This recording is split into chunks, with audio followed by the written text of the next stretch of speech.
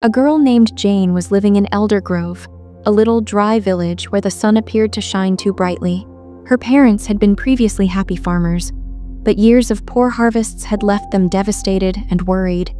They began to lose hope when they ran out of money and had a lot of debt. Jane spent every evening working with her mother in the dusty fields. The sun heated their backs, and their struggle seemed never-ending. Her father, who had once been tough and full of laughter, now sat quietly, looking lost and broken. Jane wished to attend school and travel the world, but her family's financial struggles made those goals seem far. One evening, Jane overheard her parents whispering in the kitchen.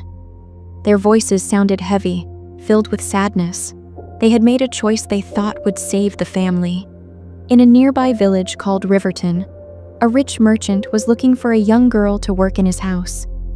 Her parents believed sending Jane there would help pay their debts and give her a better chance at life.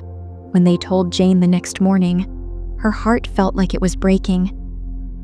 "You can't do this," she cried, tears streaming down her face. "I'm your daughter, not something to sell." Her father looked at her with watery eyes, his hands shaking. "Jane," he said softly, "we don't have a choice. This is the only way to survive." The following day, her parents took her to Riverton. The village felt strange, with its big houses and busy streets. The merchant, a man with sharp eyes, waited for her. He smiled, but it wasn't a kind smile. Jane felt small and scared.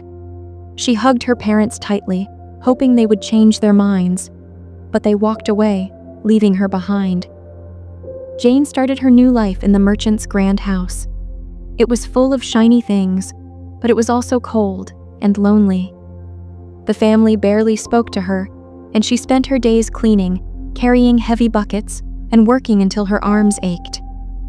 She missed her little village, her parents, and the dreams she had once held close to her heart. As the days passed, Jane began to feel lost, like a bird trapped in a cage. But deep down, she still carried a tiny spark of hope, a belief that one day she would find a way back to her dreams and to the girl she used to be. The merchant's wife was not a kind woman. She often yelled at Jane and made her feel small, as if she didn't matter. One evening, after merchant's wife scolded her harshly for something small, Jane ran outside to the garden. The soft light of the moon shone on the flowers, making them sparkle like tiny stars. For the first time in a long while, Jane felt a little hope. In the quiet of the garden, she met a boy named Elian. He had bright, curious eyes and a playful smile. He lived in a nearby village and loved telling stories about magic and adventures. "You don't belong here," he said gently. "There's a big, beautiful world waiting for you." His words lit a small fire in Jane's heart, a feeling she hadn't felt in so long. Hope. Elian started visiting her in secret, sneaking into the garden to tell her about faraway lands and the magic his family passed down for generations. "It's not just magic that makes things happen," he said one night. "It's courage. You're braver than you think, Jane." His words stayed with her, and for the first time, Jane started dreaming of a way out. One day, Elian told her he could help her escape. They made a plan, whispering under the stars in the garden. He promised to use his magic to create a distraction so she could run away. "Are you ready?" he asked one night, his hand reaching out to hers. Jane felt scared but determined. She nodded. "Yes, I'm ready." When the moon was high, Elian used his magic to make it look like fire was flickering inside the big house. The servants ran around in a panic, trying to figure out where the flames were coming from. In the chaos, Jane slipped out quietly, her heart pounding in her chest. She ran to the edge of the village where Elian was waiting for her. But just as they were about to leave, the merchant's guards appeared, shouting and running toward them. Jane's stomach twisted in fear. "They're going to take me back," she whispered, tears forming in her eyes. Elian stood tall, his eyes steady. "No, they won't," he said firmly. He held out his hands, and a shimmering barrier of light appeared between them and the guards. The men tried to push through, but the magic held strong. "Run, Jane," Elian urged. Jane hesitated for just a moment, then ran as fast as she could. She didn't know what the future would hold, but for the first time, she felt free. "Go!" Elian shouted. "I'll hold them off." Jane froze, her chest tightening as fear and heartbreak warred within her. She wanted to run, to escape the chaos unfolding around her, but her legs felt like lead. "I can't leave you," she cried, her voice breaking under the weight of despair. "You have to." Elian's voice was steady, his eyes fierce yet soft. "This is your chance, Jane. Don't waste it. You deserve freedom." Her breath hitched as tears blurred her vision. "I can't do this without you." But even as the words escaped her lips, she knew she had no choice. "You're stronger than you know," he said, his expression resolute. "Run, Jane." Tears filled her eyes as she looked at him one last time. "Thank you," she whispered, her voice trembling. Then, with a deep breath, she turned and ran into the night, leaving the chaos and Elian behind. Each steps broke her heart apart. However, Elian's face remained in her memory. Jane didn't stop running until her legs gave out, and she collapsed onto a narrow dirt path. Gasping for breath, she looked up to see the familiar outline of Eldergrove in the distance. Home. But as she approached, the sight of the village, once a place of safety, now felt foreign. When her parents saw her, they froze, shock and guilt etched into their faces. Her mother was the first to move, rushing forward with tears streaming down her cheeks. "Jane, we thought we'd lost you. We were so wrong. Please, can you forgive us?" Jane wanted to be angry, but when she saw the guilt and sadness on their faces, she understood. They hadn't sold her because they didn't love her. They were desperate. "I forgive you," she said softly. "But things can't go back to how they were. I need to find my own way now." Jane stood at the edge of Eldergrove, her heart heavy but full of quiet determination. For so long, she had dreamed of being home, of living in the place her parents had fought to protect. But now, as she looked out at the horizon, she realized her heart was calling her somewhere else. "This was my dream," she whispered, glancing back at the Eldergrove, the memories of her childhood glowing in her mind. But dreams change. I have to find my own path now. Her hands trembled as she adjusted the strap of her bag. Leaving was harder than she thought, but deep down, she knew it was the right thing. She wasn't just walking away from home, she was walking toward the life she was meant to create. With one last glance at the place that had shaped her, Jane turned and began her journey, her heart a mix of sadness and hope. Life was far from easy. Jane took odd jobs, mending fences, carrying water, helping harvest crops. Each task was grueling, but with every blister and aching muscle she grew stronger. Slowly, she found her place among the villagers, who began to rely on her quiet resilience. Jane's nights were filled with restlessness. She would often sit alone beneath the stars, her heart heavy with unanswered questions.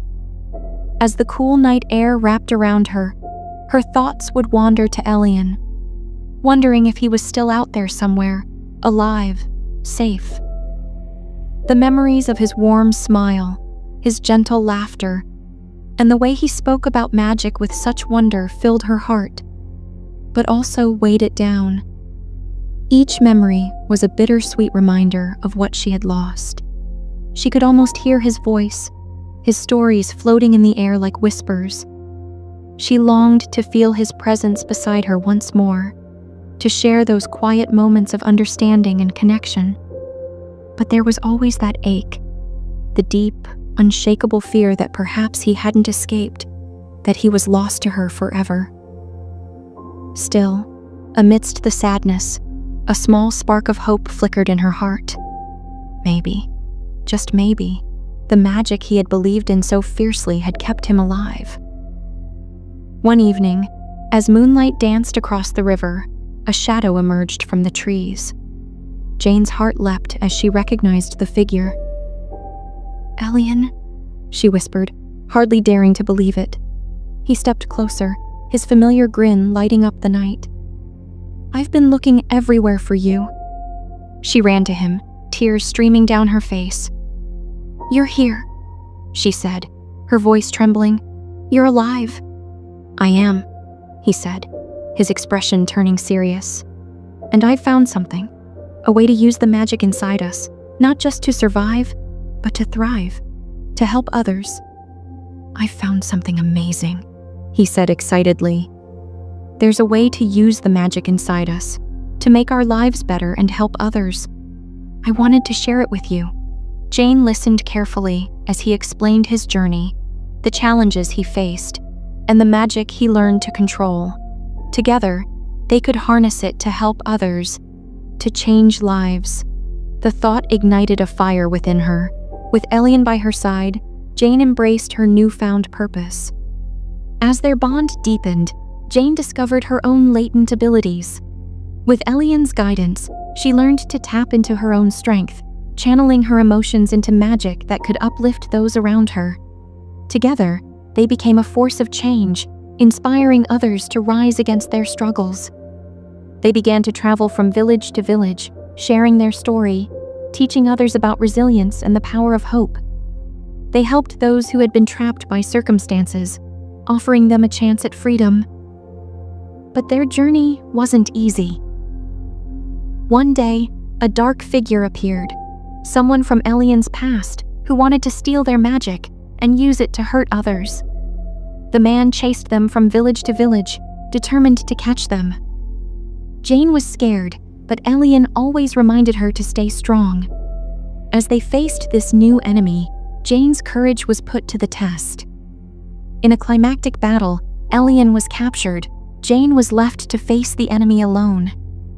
She felt small and afraid, but she knew she couldn't give up. "I have to save him," she told herself. In that moment of despair, she realized the strength she had gained. She summoned all her magic, fueled by love and determination, and confronted the darkness head-on. Just as victory seemed within reach, the darkness revealed its true nature. It was not merely an enemy, but a manifestation of Jane's own fears and doubts. "You cannot defeat me," it taunted. "I am a reflection of everything you have endured. I'm all the pain you've carried." In that pivotal moment, Jane understood. To overcome this darkness, she had to embrace her past, acknowledge her pain, and transform it into strength. She let her emotions flow, her love for her family, her hope for a better life, and her belief in herself. With a surge of power, she merged her magic with her emotions, creating a blinding light that shattered the darkness. Ellian, finally free from his chains, stood beside her. Together, they held hands and let their magic flow across the land. The magic sparkled like sunlight, healing the hurt and bringing smiles back to everyone's faces. Hope filled the air, like a warm hug after a long, cold night. As the dust settled, Jane and Ellian stood together, holding hands and looking at the bright horizon. They had changed not only their own lives, but the lives of so many others. The village came alive again, filled with hope and people who stood strong together, like one big, happy family. "Thank you for believing in me," Jane said softly.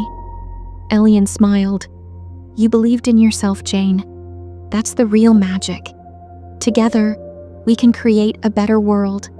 As Jane and Ellian set off on their next adventure, Jane felt something she had never known before, a deep sense of belonging. For so long, She had been a girl struggling to survive, sold into a life she never chose. But now, standing beside Elian, she was no longer that frightened child. She had become strong, someone who could face any challenge and bring hope to others. Elian's presence made her feel unstoppable, and together, they dreamed of creating a future filled with magic, love, and endless possibilities. Years passed, and their adventures led them to places where people were lost and broken, just as they had once been. Slowly, they began to build something extraordinary, a safe place. It was a place where anyone, young or old, could find safety, learn to harness magic, and discover their own courage. They called it Haven Heart, a home for those who had nowhere else to go. Haven Heart became more than just a school. It became a family. Children learned not only spells and skills, but also how to believe in themselves. Adults who had lost their way found new purpose. Jane and Elian worked side by side, guiding others and growing closer with each passing day. One sunny afternoon, years later, Jane stood beneath the great oak tree in the Haven Heart's garden. Children laughed and played around her, their joy filling the air like music. Elian approached, holding something behind his back. "Jane," he said softly, "we've built so much together, this home, this family, this life. But there's one thing I've always wanted to ask." He revealed a small ring, simple but shimmering with enchanted light. "Will you marry me?" Tears filled Jane's eyes as she nodded, unable to speak. In that moment, surrounded by the people they had helped and the home they had created, Jane and Elian promised to walk life's path together forever. Their wedding was a celebration like no other. The entire Haven Heart came alive with magic and laughter, and for the first time in years, Jane felt the purest kind of joy. She wasn't just someone who had survived. She was someone who had found love, family, and a purpose worth living for. In the years that followed, Jane and Elian welcomed children of their own into the world. Their family grew alongside Haven Heart, and their legacy became one of love and resilience. But life wasn't always easy. One dark winter, a terrible sickness swept through Haven Heart, threatening everything they had built. It began slowly, with a faint cough and fever among the children, but soon the illness spread like wildfire. Jane stayed up night after night, tending to the sick and comforting the frightened. Elian, desperate to save their home, scoured ancient texts and ventured deep into forbidden lands searching for a magical cure. One icy evening, Elian returned to Haven Heart, pale and weak. He collapsed at the gates, clutching a strange vial glowing with golden light. Jane rushed to his side, her heart pounding in fear. The sickness had taken hold of him too. "I found it," Elian whispered, his voice barely audible. "The cure. But there's a price." Jane's hands trembled as she uncorked the vial, its warmth pulsing in her palm. Elian explained that the magic inside was powerful but unstable, crafted by an ancient witch who demanded a life in return for its use. If the cure was unleashed, someone would have to pay the ultimate price. Jane's heart broke as she looked at Elian. "There has to be another way," she pleaded. "There isn't," Elian said, his eyes filled with both love and resolve. "We can't let them suffer. We can't let them die." Jane refused to accept it. For days, she worked tirelessly, trying to find another solution, but the sickness grew worse. One by one, the people of Haven Heart began to lose hope. Elian grew weaker, and Jane realized that time was running out. On a stormy night, as the winds howled and snow blanketed the Haven Heart, Jane made her decision. She placed the vial in Elian's hand. "I won't let you do this alone," she said firmly. "If a price must be paid, we'll pay it together." When the cure was released into the air, it sparkled like golden sunlight, spreading across Haven Heart. Wherever it touched, It brought healing. Sick children began to laugh again, their cheeks turning rosy. The gray, lifeless streets bloomed with color and joy. But as the magic worked its wonders, Jane and Elian felt their strength slipping away. Instead of taking their lives, the magic did something extraordinary. It tied their spirits to Havenheart forever. They couldn't leave, but they became the heart of the sanctuary, watching over the land and its people. Their bodies turned faint, glowing softly like stars, but their love for each other and Havenheart never faded. They became its guardians, silent and powerful, protecting the place they loved most. One evening, as the golden sun dipped behind the hills of Havenheart, Anna sat on the porch with her best friend, William. They watched the other children laughing and playing in the soft glow of twilight. William turned to Anna and asked quietly, "Do you have magic too, like your mom and dad did?" Anna paused for a moment, her eyes shining like the stars just beginning to appear above them. A gentle smile spread across her face. "My mom always told me that the real magic wasn't in the spells or the battles," she said softly. "It was in the love they shared, the people they helped, and the life they created for all of us." William thought about her words, his heart warming. "That kind of magic sounds even more powerful," he said, smiling. Anna nodded, her gaze drifting to the sky where the first stars twinkled. "It is, and it's a magic that never fades." As they sat together under the growing night, William glanced at the stars twinkling above. "Do you think your mom and dad can see us from up there?" he asked softly. Anna looked up, her eyes glistening with emotion. "I don't just think they see us," she whispered. "I know they're here.